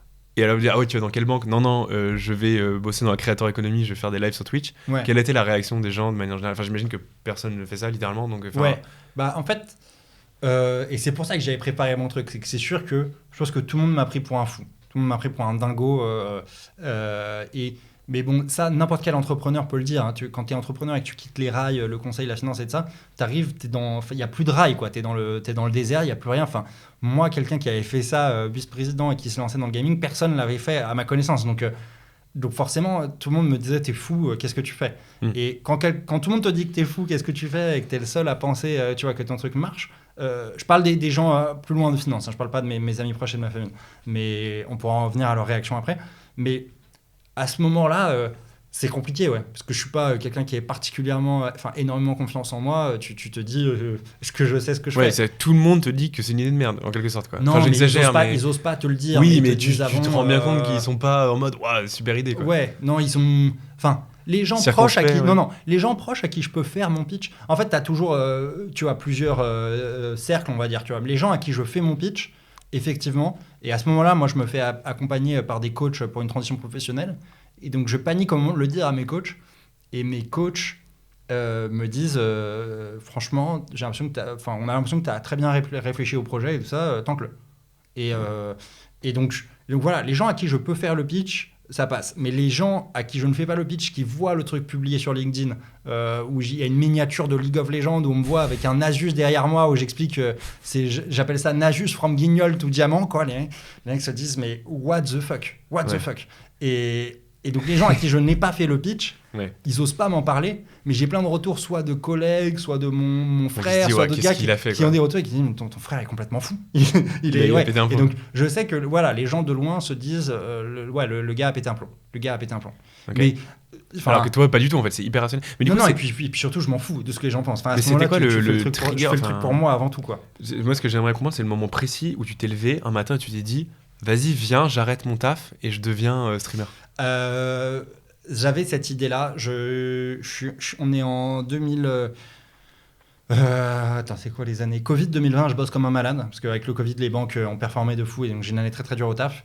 2021, du coup, j'ai fait une année de fou. En 2020, je suis extrêmement déçu de comment c'est rewardé et ça par Goldman. Donc je commence par la boîte, et je commence à me dire, est-ce que je ferais pas autre chose? Parce qu'il faut savoir que quand tu es en finance, ton bonus à la fin de l'année, au-delà du cash qui arrive sur ton compte en banque, c'est un, comment ça s'appelle? C'est la reconnaissance une note. de- Voilà, c'est ta note sur 20, c'est ta note, la reconnaissance de ton taf, exactement, t'as raison. Donc, tu essaies toujours de te comparer aux autres, tu vois, et en fait, le chiffre, tu t'en fous, que ce soit 200, 300, 100, 60, j'en sais rien, tu vois. C'est plus, mais toi, donc tu essaies de savoir, toi, tu as eu combien? Ah, ok, donc ça veut dire qu'ils me considèrent pas comme très important, et voilà, tout le monde se compare un peu comme ça. Ok. Voilà, bon, bref, je vois que je suis pas rewardé, enfin, en tout cas, j'estime ne pas être rewardé à ma valeur, et ça me fait me poser des questions en 2021. Et avec mes potes, on se retrouve tous les samedis, on se fait une grosse lane chez moi. C'est-à-dire qu'on se met à 5 comme ça pour jouer à League of Legends, on arrive tous les samedis après. Et je commence à vraiment aimer le jeu. Et à ce moment-là, je suis platine, je suis dans le top 15% des joueurs, donc c'est pas fou. Et je me rends compte que le jeu est hyper challengeant intellectuellement, quoi. Et que mes potes, pareil, qui font des études de fou, médecine, vétérinaire et ça, on n'arrive pas à vraiment comprendre le jeu. Et je me dis, mais en fait, il y a trop une mauvaise presse sur les jeux vidéo. Tout le monde croit que c'est le truc abrutissant et tout ça. Personne connaît, en fait, les gens qui n'ont pas connu l'essor des jeux vidéo, ils voient les jeux vidéo comme le truc de salon où tu chill devant Mario Kart et Ouais, tout. ou un mec un peu en surpoids qui joue Ouais, en fond c'est de ça. chips, et voilà quoi. Ils voient Ouais. pas le côté ultra compétitif, enfin l'e-sport, les écoles de gaming comme il y a en Corée, en Ouais, Chine bien et sûr. tout ça, hyper dur, quoi. Et donc moi j'avais envie de faire découvrir ce monde-là aussi à ma communauté. Enfin, c'était un des axes du lancement de mon truc, quoi. Et donc donc je réfléchis à mon projet, je réfléchis. Et là je me dis, bon, est-ce que je deviendrai... Ce truc-là me fascine. Est-ce que je ferais pas ce que j'ai toujours fait dans ma vie, c'est-à-dire suivre ma passion, quoi. Et là, en fait, je me souviens très bien, un truc qui a été un déclic pour moi, c'est que je suis dans le train avec ma petite sœur. Et ma petite sœur, pareil, elle a fait HEC, Polytechnique et tout, et enfin, on va dire, elle est dans les rails, et elle a fait un cursus où elle a essayé de s'orienter vers le service public. Elle voulait absolument faire un truc dans le service public. Et là-dedans, c'est pas du tout reconnu les études qu'elle a faites. Enfin, ça l'est beaucoup moins. Les gens ont plus fait la fac, l'université et tout ça. Et donc, bref, c'était assez compliqué pour elle de faire reconnaître son diplôme et tout ça. Et moi, j'ai eu un peu la même chose dans le gaming où, enfin, tu dis que t'es vice-président chez Goldman, tout le monde te dit, ok, Ouais, on bien s'en sûr. fout complètement. C'est quoi t'es classé combien sur LoL? T'es platine, ok, donc t'es nul. Bref. Mais à ce moment-là, je réfléchis à mon projet et je lui dis pas quel est mon projet. Je lui dis, j'ai un projet, mais c'est complètement fou.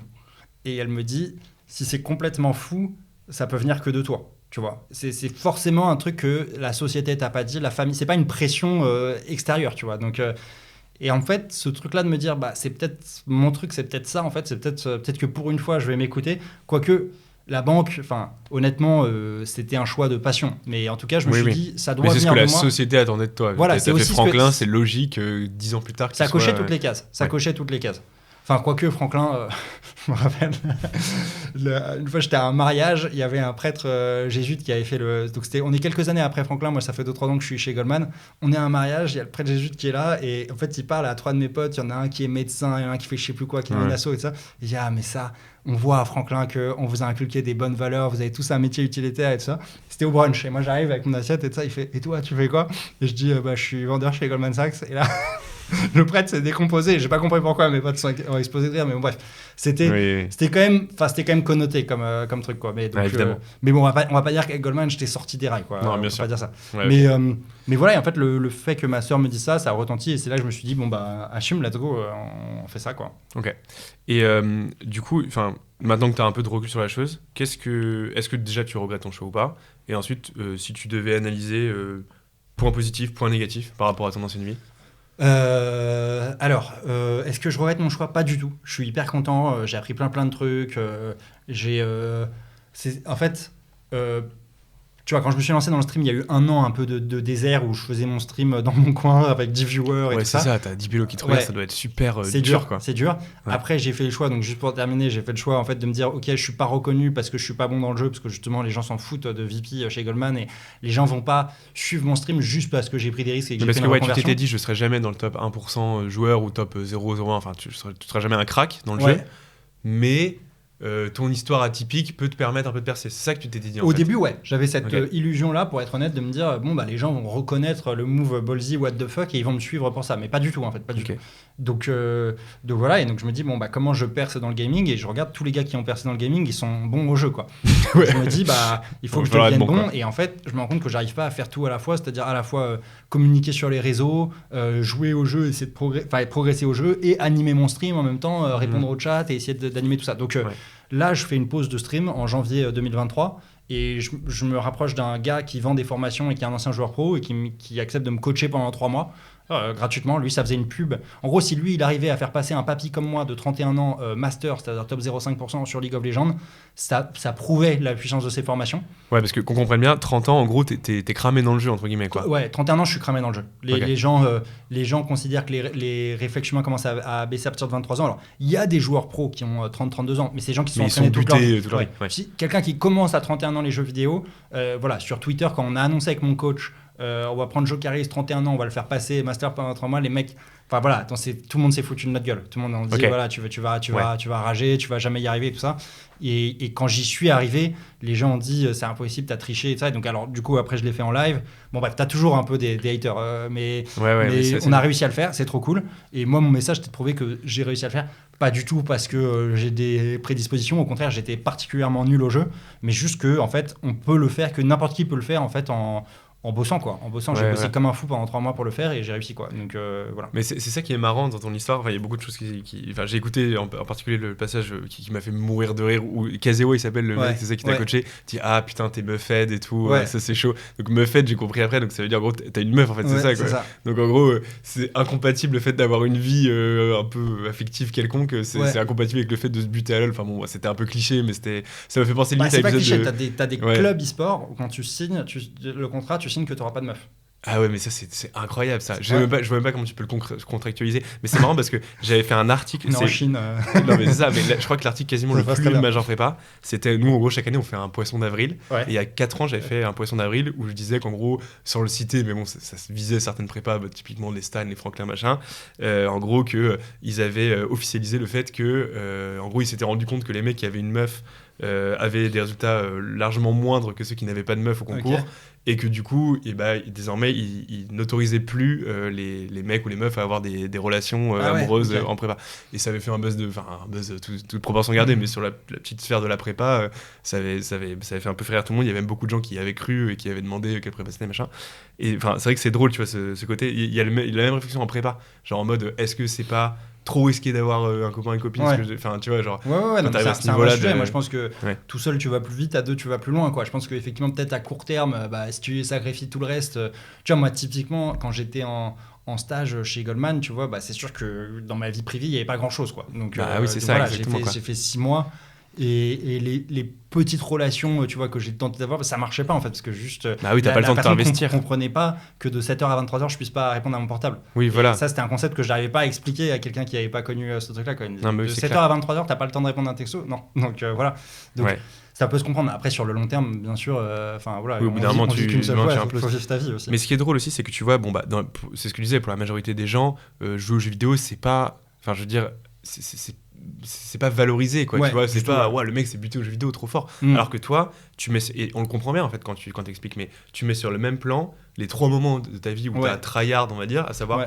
la prépa la finance notamment le début quand t'étais un petit plancton entre guillemets et tu te butais et ce moment là en fait où tu disais que tu faisais 12 heures par jour 6 jours sur 7 c'est ça enfin pour toi c'était juste un défi mais comme t'aurais pu préparer un Ironman quoi finalement c'était juste ok je me mets dans les conditions d'athlète et je me tue jusqu'à arriver à mon objectif qui est extrêmement élevé. En fait, c'est ça. C'est ça. J'étais vraiment en mode athlète, pas une goutte d'alcool, tu vois. Je mangeais des noix, je faisais mes 8 heures de sommeil par nuit, tu vois.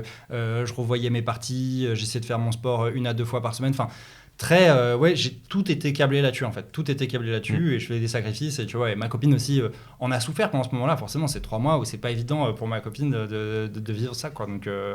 Donc ouais, c'était des sacrifices. Et moi, j'ai énormément d'admiration pour les joueurs pro parce que je vois ce que c'est. J'avais mal aux avant-bras et aux mains à la fin de la journée. Ouais, tu disais que ton coach, il a de l'arthrite alors qu'il a genre 23 piges. Ouais, enfin, il avait 23 ouais, piges, ouais. il avait déjà de l'arthrite parce que le mec c'était trop buté, quoi. Ouais, mais mon coach, c'est un malade. C'est le next level. Mais c'est vrai que voilà, mon coach, j'avais énormément d'admiration pour lui parce que il peut, quand il doit faire un truc, il peut se buter jour et nuit pour faire le truc, quoi. Ouais, c'est ça, lui, tu disais 20 heures par jour de LoL, quoi. Ouais. Quand on a commencé le coaching, effectivement, il m'a proposé il m'a dit que lui, quand il s'entraînait, quand il était top 10 européen pour passer top 3, il s'entraînait 20 heures par jour et pendant ces 4 heures de nuit, il revoyait ses parties dans sa tête. C'est incroyable. Ouais, c'est fou. Ça me délire. Mais donc, du coup, ce qui est marrant, c'est que bon, ça paraît un peu alambiqué comme ça, mais en fait, il y a une vraie corrélation entre ta prépa et ce moment-là de ta vie, parce qu'en fait, la prépa, c'était le premier moment où tu t'es mis un peu dans ces dispositions-là, en mode l'intégralité de mon énergie est focalisée sur un objectif, quoi. Ouais. Et en fait, donc c'était un peu la même chose, mais sauf qu'au lieu d'apprendre ton cours de géopo et de maths, bah t'apprenais à flinguer des mecs sur la. C'est ça. Moi, franchement, je l'avais bien compris en prépa, je l'avais bien compris chez Goldman, mais c'est vrai que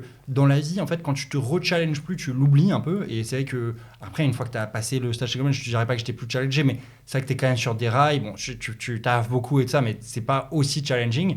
Et quand tu es challengé, tu apprends qu'il y a un truc qui est hyper important, c'est que si tu as 2 priorités, c'est que tu n'en as pas en fait. Donc juste apprends que tu peux juste faire qu'un seul truc à la fois. Et donc moi, c'est vrai que pendant le début de mon expérience, je l'avais oublié ça. Et voilà, j'étais parti un peu en mode je vais tout faire, les réseaux, je vais animer le live et tout ça. Et j'en ai parlé avec mon coach et il m'a dit c'est évident que tu vas jamais progresser comme ça. Et je lui dis mais t'as raison de me dire ça et je le sais en fait. Et je sais pas pourquoi j'ai essayé de faire ça. Mais peut-être parce qu'au départ, tu disais que t'allais percer autrement qu'en étant très fort au jeu, quoi. Aussi, ouais. C'est vrai que j'avais la naïveté de croire que tout seul ça allait percer parce que l'histoire était intéressante et tout ça, et ce qui est complètement faux, quoi. Ok. Et du coup, comment tu vois un peu la suite des choses maintenant que tu as atteint cet objectif-là? Donc tu disais que tu voulais un peu t'élargir parce que finalement, pourquoi les gens te suivent en fait concrètement? C'est une bonne question parce que tu parles un peu de finance, tu parles un peu de LoL, tu parles un peu d'autres jeux. Est-ce que tu penses que les gens te suivent plus pour tes performances intrinsèques ou pour ta personne? Enfin, et comment tu vois un peu les choses et comment tu voudrais évoluer aussi? Je pense qu'une communauté, c'est un truc assez complexe. Déjà, j'en ai plusieurs. Tu vois, j'ai une communauté LinkedIn qui n'attend pas du tout la même chose que moi qu'une communauté Twitter ou une communauté TikTok et tout ça. J'ai pas les stats de à quel point ça se recoupe mes différentes communautés, tu vois, mais je pense que c'est en vrai assez différent. Okay. Donc je m'adresse à différents types de personnes qui veulent suivre l'histoire de plus ou moins près, quoi. Il y a ceux qui suivent l'histoire de très très près, ils sont là sur tous mes live Twitch et ils me soutiennent, et d'ailleurs merci à eux s'ils voient cette vidéo. Il y a ceux qui suivent d'un peu plus loin, qui se disent bon bah moi je me fais les rediffs sur YouTube une fois par semaine, ou ceux tu vois sur LinkedIn qui suivent de très très très loin, je mets un truc tu vois juste pour leur expliquer c'est quoi la creator economy, le monde du e-sport. Là dans 2 semaines je vais faire un marathon de stream pour leur montrer un peu tout ce monde là, quoi, mais ils suivent l'expérience de très très très loin. Donc j'adresse différentes communautés qui me suivent pour des raisons différentes. Et après, et oui, c'est sûr que là, en ce moment, je suis un peu en train de me chercher aussi. Moi, j'ai envie de suivre mes passions. J'ai une passion pour les maths, pour la finance, pour la logique et pour le gaming. Donc, j'essaye de faire quelque chose qui traite de ces sujets-là qui m'intéressent. Mais voilà, il faut aussi faire quelque chose qui plaît à ma communauté. Honnêtement, en ce moment, ma communauté, j'ai plus de succès sur Twitch quand je fais des talk shows sur la finance. Donc voilà, j'essaie de trouver le juste milieu entre faire des talk shows qui vont plaire à la communauté sur la finance, mais faire aussi des talk shows où j'élargis un peu.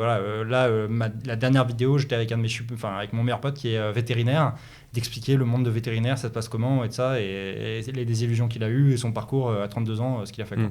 Ouais, donc c'est un peu, en fait c'est ça, il y a un côté prosaïque où t'es drivé par ce que les gens veulent de toi, entre guillemets, et en même temps, j'imagine, il y a un peu ton côté kiff personnel, parce que j'imagine que tu as quand même envie de parler de sujets qui te parlent. Enfin, je veux dire, j'ai toujours fonctionné comme ça toute ma vie. C'est-à-dire que je pense que je suis quelqu'un de très passionné, et que du coup, je peux mettre énormément d'énergie quand le truc m'intéresse, et j'ai énormément de mal à faire un truc qui ne m'intéresse pas. Donc, voilà, c'est ça un peu mes forces et mes faiblesses, on va dire. Je peux faire un truc bille en tête. Enfin, voilà, quand je me suis lancé dans la gaming et creator economy, tous les gens qui m'ont dit que j'étais fou, c'était pas grave, quoi. J'étais dans mon truc, je savais pourquoi moi je le faisais et pourquoi moi ça me parlait.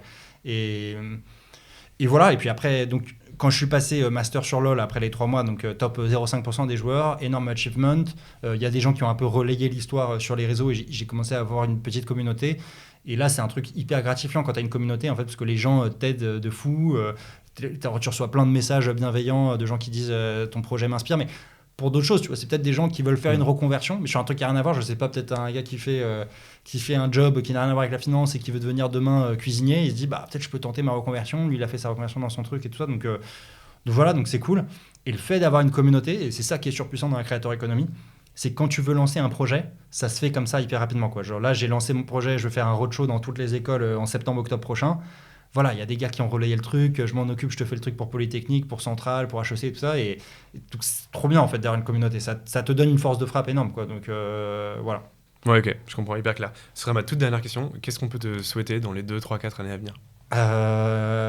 C'est une bonne question. Bah écoute, d'être heureux dans mon job, je pense. D'être heureux dans mon job et de réussir à en vivre et me confirmer que c'était le bon choix. Mais voilà, même si aujourd'hui, j'ai pas de doute. Il faut juste que j'arrive à trouver la bonne voie, le bon équilibre entre ce qui moi me fait plaisir et ce qui me permettra de faire un contenu qui va plaire à suffisamment de personnes, quoi. Mais c'est parfait, c'est tout ce qu'on te souhaite alors. Merci beaucoup, Marc. Merci à toi.